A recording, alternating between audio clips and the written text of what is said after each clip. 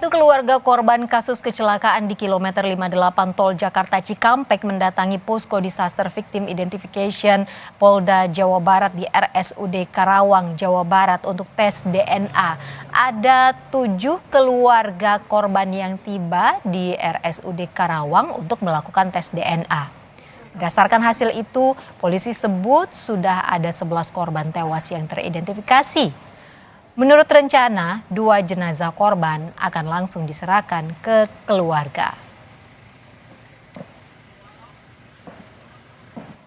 Laporan dari Dokes sudah 11 itu sudah teridentifikasi. Nanti siang ini ada penyerahan ya, dua jenazah. Mungkin setelah itu proses administrasi dan sebagainya. Mudah-mudahan hari ini 11 ini sudah bisa diserahkan. Ya. Pak, terkait mobil Pak, kan disebutkan bahwa ini travel atau seperti apa?